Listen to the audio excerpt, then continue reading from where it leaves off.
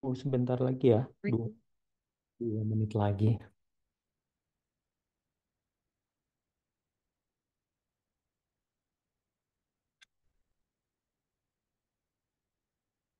Suara saya jelas kan ya?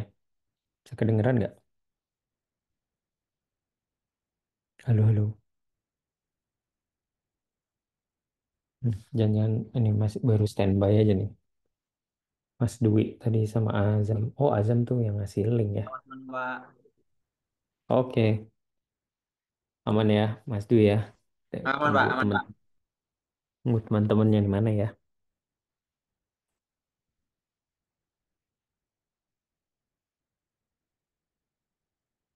Hmm, saya jelasin sedikit soal em, slide-nya. Habis itu nanti langsung assignment di tugasnya. Itu karena Pak, kalau suaranya lihat kecil dari Pak. kenapa? Suaranya kecil Pak. Oh, suara kecil. Halo, halo. Dengeran nggak? Kecil ya? Ya, saya pakai headset kalau gitu.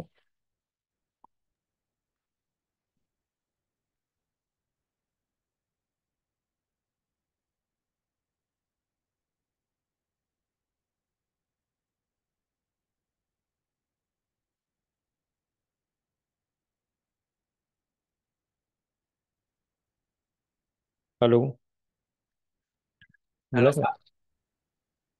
Belum jelas ya? Sudah Jelas nggak sekarang Mas, sekarang? sudah Pak. Lebih baik Pak. Oke. Hmm. Oke ya. Eh, kita mulai aja kali ya. Ini udah 19.30 biar nggak terlalu kelamaan. Oke, selamat malam semua. Assalamualaikum warahmatullahi wabarakatuh. Sambil nunggu teman-teman yang lain.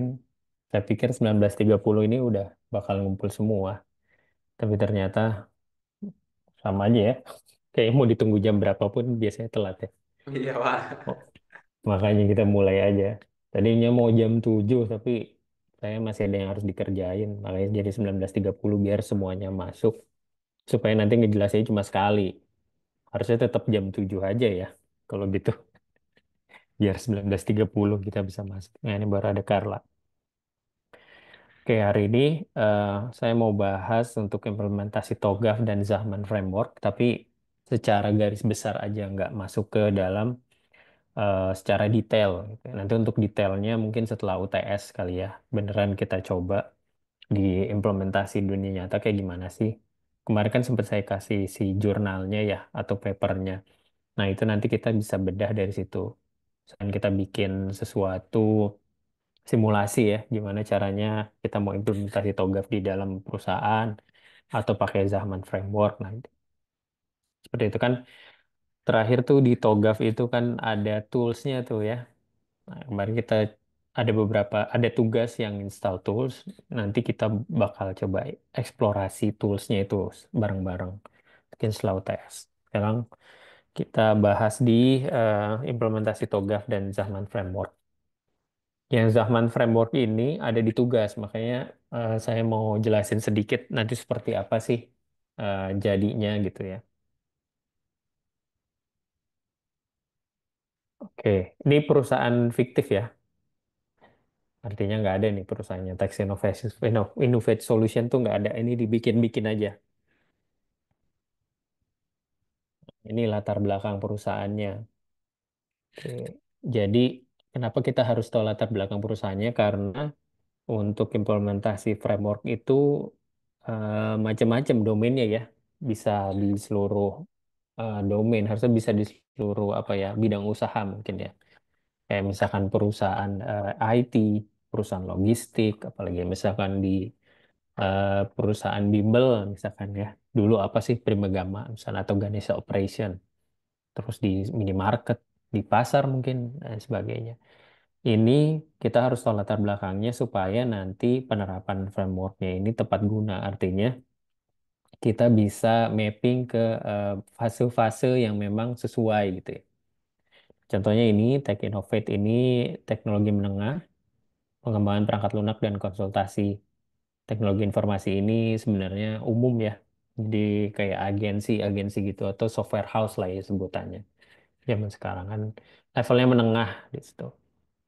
Oke, nah selama beberapa tahun ini mereka sudah mengalami pertumbuhan yang pesat, gitu, menyebabkan infrastruktur TI jadi kompleks dan terfragmentasi.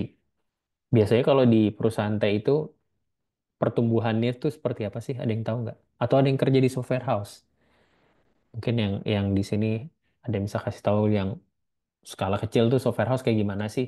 Terus yang menengah kayak gimana sih? Atau mungkin ada yang udah kerja di software house yang memang udah apa skalanya udah besar gitu. Kayak misalkan solutions ya, IT solutions yang memang udah masuk ke korporat besar gitu. Ada yang punya pengalaman nggak di sini? Atau belum ada yang kerja? Harusnya sih udah ada yang kerja ya.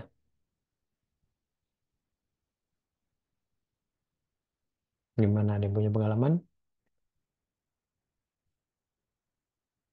Mas Dwi, Mbak Carla, terus Mas L90. Halo, Mbak Saida nih. Apa Mbak Naura? Ada yang bisa kasih saya ide nggak atau input nggak? Perusahaan yang menengah tuh kayak gimana sih? Atau perusahaan yang kecil tuh kayak gimana sih? Sepengalaman teman-teman di sini.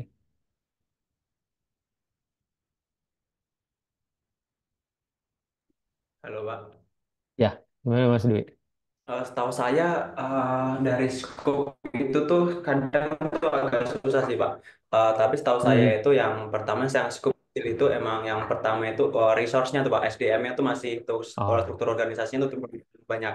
Oke, oke. terus biasanya Hmm. tuh untuk project-projectnya tuh belum bisa masuk yang dalam scope besar misalkan banking terus BUMN itu belum bisa Pak. Karena emang kalau Hmm. skala kecil itu kan perlu portofolio dulu buat masuk ke situ. Nah, kalau Oke. untuk perusahaan yang lumayan menengah itu biasanya untuk partner-partnernya itu udah lumayan, terus kliennya itu ada dari beberapa banking ataupun BUMN gitu sih Pak. Terus untuk Hmm. struktur organisasinya tuh udah lebih jelas gitu loh Pak. Maksudnya tuh job desk-nya tuh udah lebih terstruktur daripada yang emang perusahaan yang cukup kecil. Tapi kalau untuk perusahaan besar belum pernah di dalamnya sih Pak, jadinya belum bisa ngasih insight sih Pak itu. Kalau Hmm. pengalaman saya gitu sih Pak. Oke, berarti sekarang Mas Dwi kerja di apa? Di IT, bukan? Ini Pak di outsourcing sih Pak. Oh, outsourcing. Masuk software house juga ya harusnya. Atau Iya benar. malah di teknisi? Software house ya? Iya software Pak. Programmer. Oke, oke. Terima kasih insight-nya. Jadi dari segi scope-nya agak sulit ya, tapi kita bisa lihat dari SDM gitu ya. Paling gampang. Mungkin kalau skala kecil ya SDM satu orang dua orang mungkin udah bisa ya. Sekarang kan ada perusahaan yang individu ya kalau nggak salah. Jadi kita bisa daftar perusahaan yang cuma satu orang atau dua orang gitu. Seingat saya sih gitu bisa ya. Jadi nggak perlu banyak aset, nggak perlu banyak orang, kita bisa daftar cuma atas nama satu orang. Kalau nggak salah ya, mungkin bisa ditanya lagi atau didalami lagi. Karena ingat saya teman di kantor ada juga yang bikin perusahaan gitu, satu orang. Dia buat perusahaan toko kue gitu. Jadi atas nama dia sendiri aja gitu. Ya itu Daftarnya juga juga banyak nggak sih mahal Pak. kok. Banyak ya? Teman saya juga gitu sih Pak. Misalkan dia ngebikin bendera, cuma untuk resource-nya tuh ngambil dari luar juga, tapi nggak masuk struktur dari organisasi itu sih Pak. Oke. Jadi kayak freelance gitu ya. Iya betul Pak.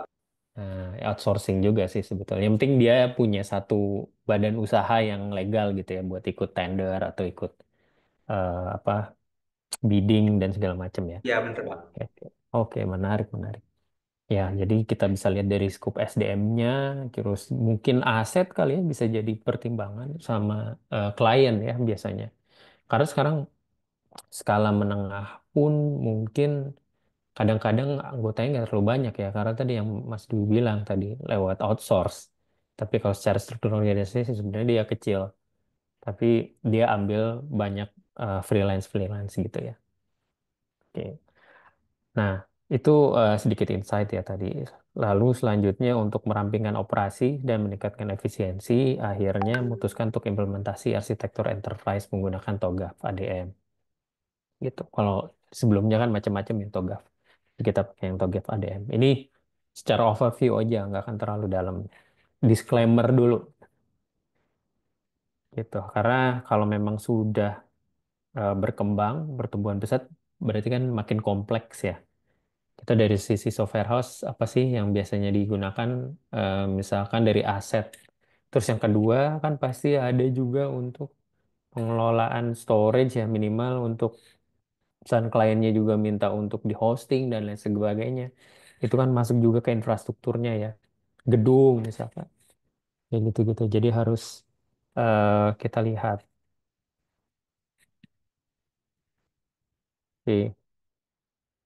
Ya, ini beberapa fase penerapan dari TOGAF. Ada preliminary, architecture vision, business architecture, dan lain sebagainya. Nah, ini kita akan bahas satu-satu secara sedikit aja. Nah, apa sih yang kita lakukan di fase preliminary, di framework dan prinsip? Yang pertama, ruang lingkup, lalu kebutuhan.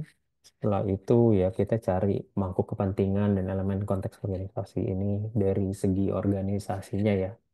Kita lihat kayak struktur organisasinya lah. Karena mangkuk kepentingan ini kan dia juga punya posisi yang menentukan juga ya di policy, di bisnis dan lain sebagainya. Lalu kita definisikan prinsip arsitektur yang informasi semua pekerjaan arsitektur. Jadi dari blueprint lah itu ya kita definisikan semua. Ini preliminary artinya di awal. Oke. Nah, di fase pertama ini kita definisikan ruang lingkup dulu dan pembuatan visinya. Lalu ada workshop dengan pemangku kepentingan ini kayak semacam pitching gitu ya. Pastinya ada persyaratan dan goal yang mau ditentukan itu seperti apa. Lalu kita buat dokumen di sini, diuraikan tujuan bisnis, ruang lingkup arsitektur dan lain sebagainya. Nah, di pertama ini kita buat visinya, lalu di sini kita melakukan pemetaan proses bisnis. Ini lebih ke arahan bisnis ya ada di sini ya. Untuk visi ke depannya tuh seperti apa. Kalau ini baru preliminary-nya, visinya nanti akan seperti apa, tapi di sini sudah ada prosesnya. Nah, baru setelah itu kita lihat dari seluruhan ini ada semacam sistem informasi yang nanti akan kita buat dalam situ. Ada data dan ada applications.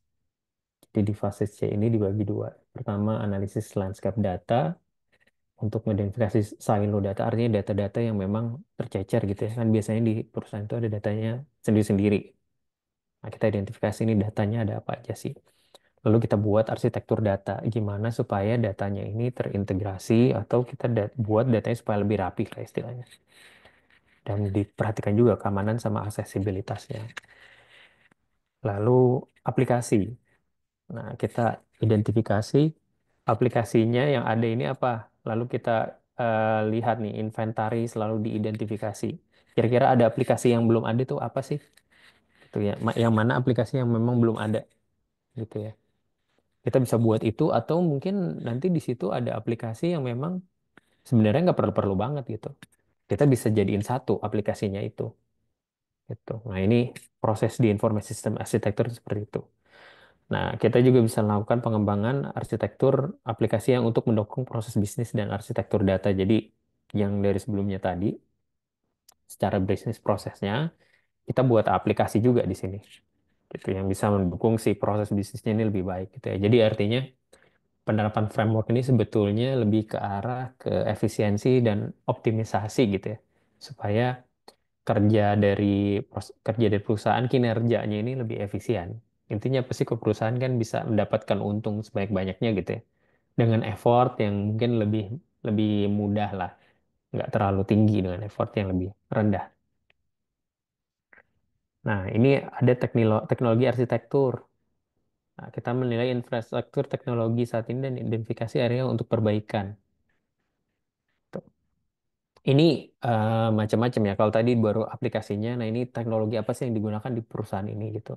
Kalau di IT misalkan apa sih? Eh, Biasanya kalau di kantor pakainya apa buat kolaborasi Mas Haji? Slack atau apa? Discord mungkin zaman sekarang pakainya? Oh, Slack pakai sih Pak. Nggak ada buat Slack saya. ya. Ya.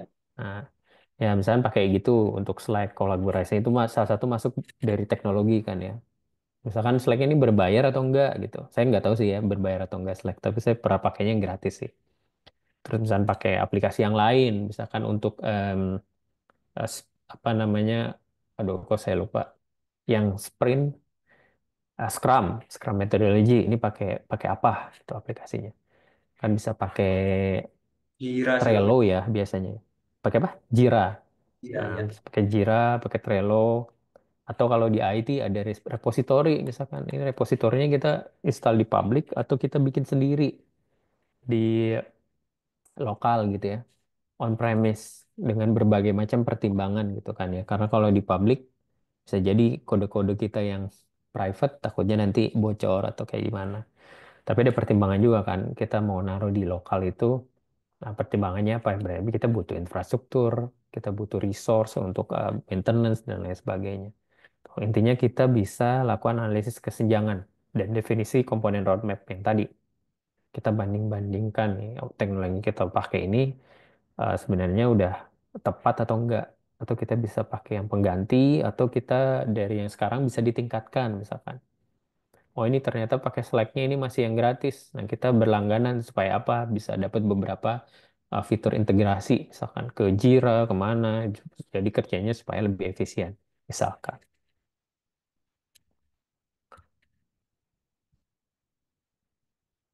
Oke, lalu ada opportunities and solution di sini. Eh, kita lakukan dari arsitektur yang dasar, artinya semua yang sudah kita susun sebelumnya dengan arsitektur target dengan yang baru. Tuh. Jadi selama kita nyusun itu, dua-duanya tetap dipertimbangkan. Setelah jadi arsitektur yang baru, kita bandingkan. Kita lihat solusi yang berbeda atau pilih opsi yang lebih layak. Jadi di sini ada beberapa solusi yang bisa kita lakukan di situ. Nah, ini yang paling penting terakhir. Jadi sebelum semua dieksekusi, pasti ada mitigation planning kan, migration planning. Nah, ini harus terperinci, ada timelinenya, sumber daya, milestone. Di sini juga termasuk dengan biaya ya. Tuh. Jadi misalkan kita butuh biaya 1 miliar gitu, apakah eh, bisa dieksekusi dalam tahun yang sama, atau kita butuh untuk beberapa termin? Nah, ini ada migration and planning sebelum semuanya dieksekusi. Dan di sini juga ada resikonya, identifikasi resiko dan strategi mitigasi. Misalkan saat satu pindah teknologi, misalkan ya, karena kita lihat ini lebih efisien. Nah, ini resikonya apa nih? Misalkan, oh ini ada kemungkinan untuk hilangnya data, misalkan, atau ada downtime. Nah, strateginya gimana nih untuk mitigasi resikonya, gitu ya? Kayak misalkan Slack tadi, Slack mau pindah ke platform lain Discord, misalkan. Ini gimana cara pindah ke Discord nih dengan data-data yang udah kita punya di Slack. Nah, itu jadi strategi mitigasi. Oke, itu untuk di tadi TOGAF ya. Ini masih secara umum. Jadi kita bahas kerangkanya aja di sini. Kita belum bahas misalkan gimana dari nol apa sih dokumen yang perlu dikumpulkan, tahapannya yang secara detail seperti apa gitu. Nah, kita akan belajar itu nanti dari beberapa publikasi atau jurnal yang sudah ada. Kita akan bahas di situ. Nah, ini secara umum untuk di TOGAF ya. Ada pertanyaan nggak? Atau saya terlalu cepat? Bilang aja, nanti interupsi aja ya kalau misalkan ada pertanyaan atau butuh penjelasan. Oke, yang kedua ini Zachman Framework. Ini beda perusahaan. Nah, ini namanya Party Partner oh, di sini. Jadi ini beda eh, apa ya? Beda area bisnis. Kita lihat di sini. Ini latar belakangnya. Oke, ini toko perlengkapan pesta skala menengah ya. Berkembang menjadi produsen untuk salah satu produk yang dijual di toko dan para pemasok. Jadi dia jadi distributor lah ya istilahnya di sini. Proses bisnis yang berlangsung ini menuntut perusahaan untuk dapat mengelola informasi dengan baik dan memenuhi kebutuhan dalam mengembangkan sistem informasi yang lebih baik. Kira-kira permasalahan untuk jadi distributor apa sih? Ada yang tahu nggak? Permasalahan utama.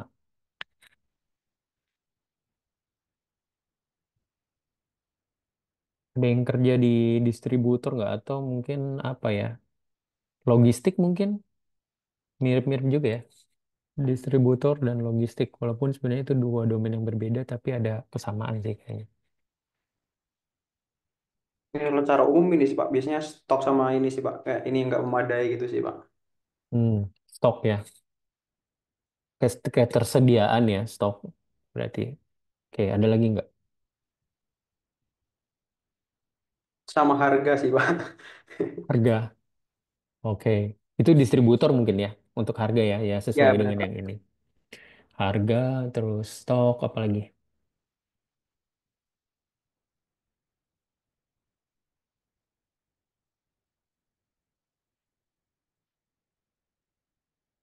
Kira-kira apa ya? Adopsi Strategi teknologi bisnis mungkin Pak ya. mungkin juga mungkin kalau sekarang. Gimana, gimana? Adapsi ke teknologi juga sih Pak. Mungkin yang sebelumnya emang distributor itu manual, terus ada transisi ke teknologi itu sih mungkin jadi kendala juga sih Pak di beberapa. Hmm, ya, jadi pertimbangan ya. Jadi mengikuti apa teknologi sekarang gitu ya. Nggak berkutat terus di yang mereka punya. Oke, menarik. Ada lagi yang lain nggak ada?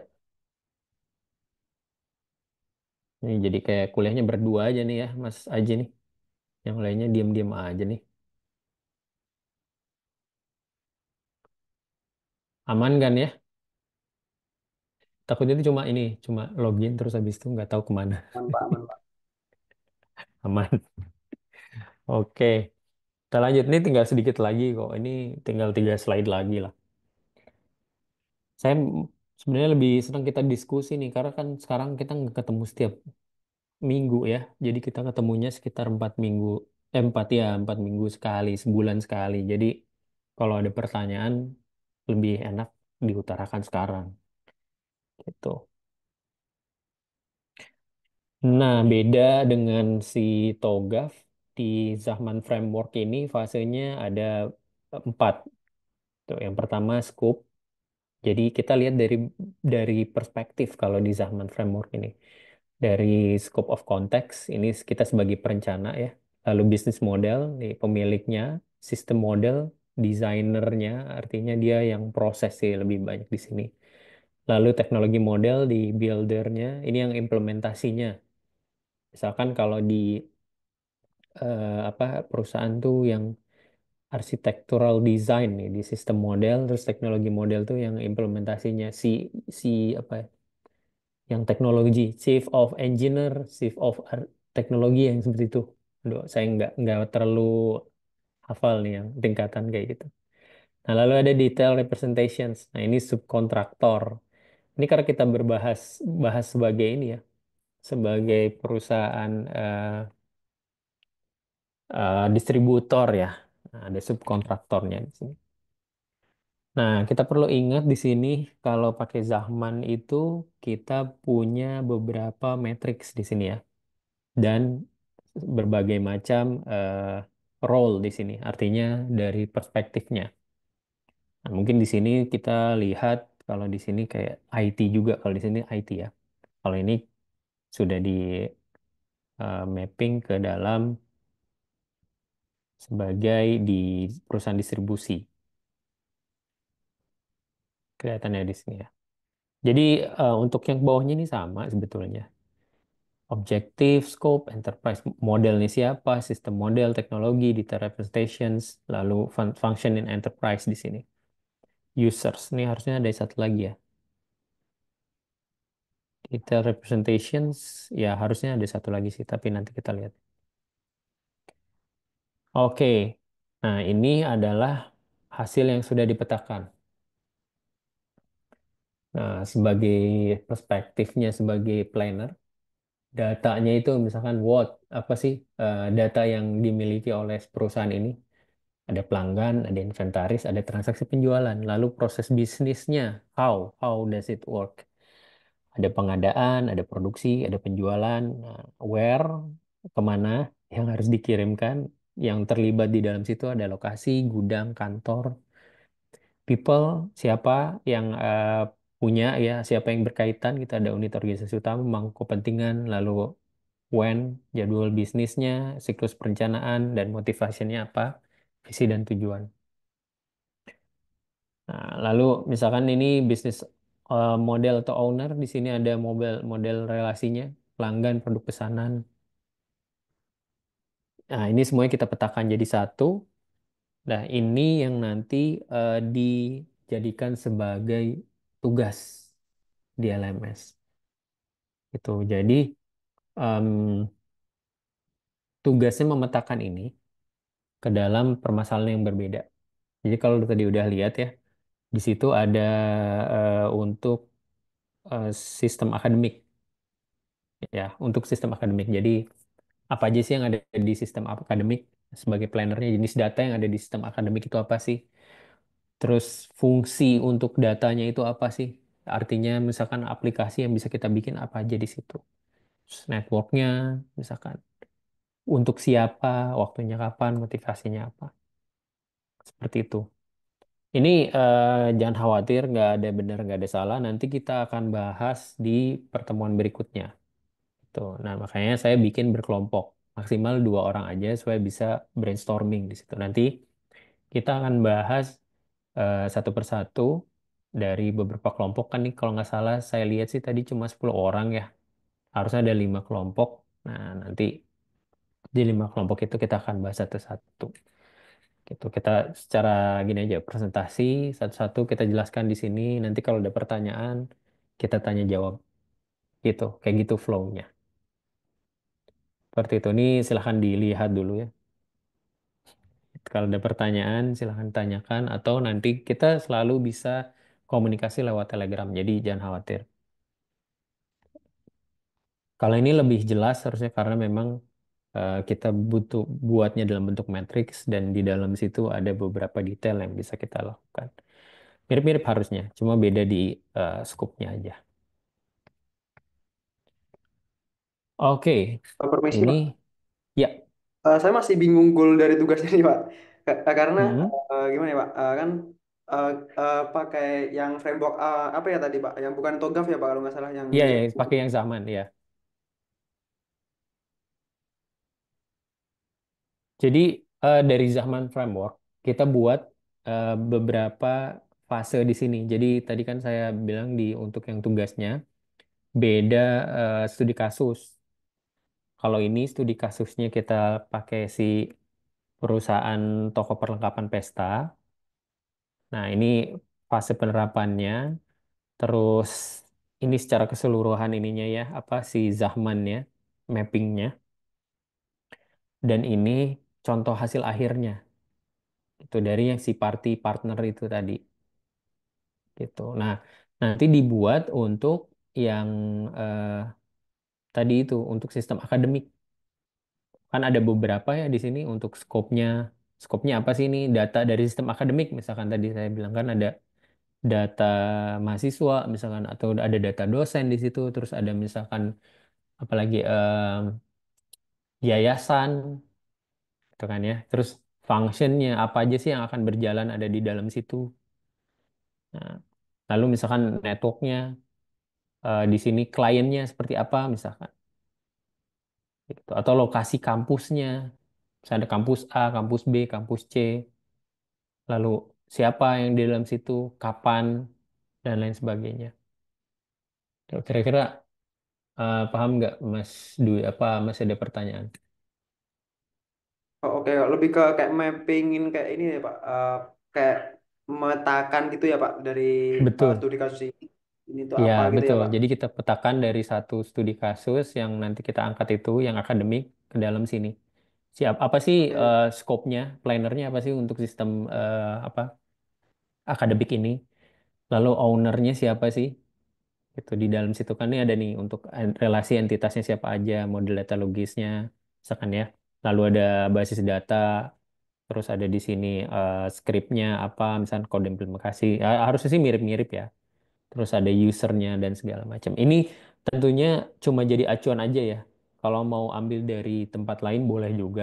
Nah itu nanti kita jadi bahan untuk diskusi juga. Kalau bisa nanti ada referensinya nanti. Oh saya ngambilnya dari slide ini tapi di tempat lain ada yang lebih jelas gitu. Oke, jadi saya harapkan kalian juga nyari juga bukan cuma dari pelajaran ini aja. Siap Itu Pak. supaya bisa lebih. ngasih ide juga antar satu dengan yang lainnya.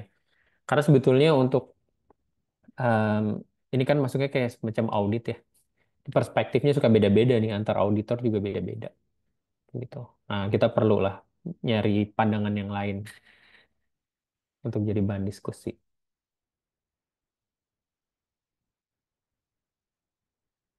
Oke, Oke, oke, Pak, paham. Jadi ini belum oke ada aman ya. software-softwarenya itu ya, Pak, berarti, Pak?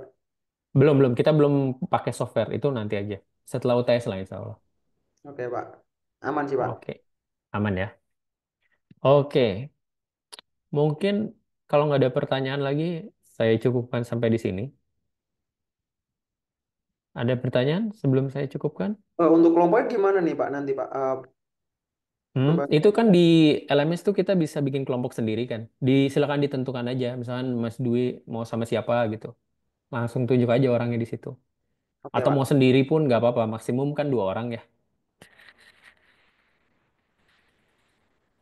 Jadi silakan aja bikin grup di situ. Bebas aja maksimum 2 orang. Itu aja sih.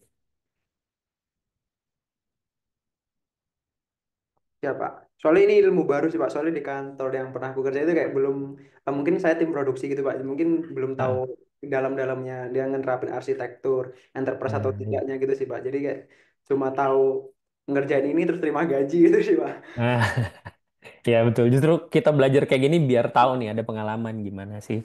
Atau mungkin bisa tanya juga ke kantornya kan. Nah itu lebih bagus lagi. Jadi saya bisa tahu dari perspektif yang memang di industri itu seperti apa. Itu. Seperti itu. Oke? Ya, Pak. Oke. Kalau nggak ada pertanyaan lagi, terima kasih semuanya sudah berpartisipasi hari ini. Kita cukupkan sampai di sini. Insya Allah kita ketemu lagi di, saya kurang tahu nih, kayaknya 2 atau 3 minggu lagi ya. Minggu ini baru ada rapat itu sih untuk UTS. Nanti saya kabari terus lewat Telegram deh. Terima kasih semua sekali lagi. Selamat malam. Assalamualaikum warahmatullahi wabarakatuh. Waalaikumsalam warahmatullahi Waalaikumsalam warahmatullahi wabarakatuh. Makasih, Pak. Sama-sama.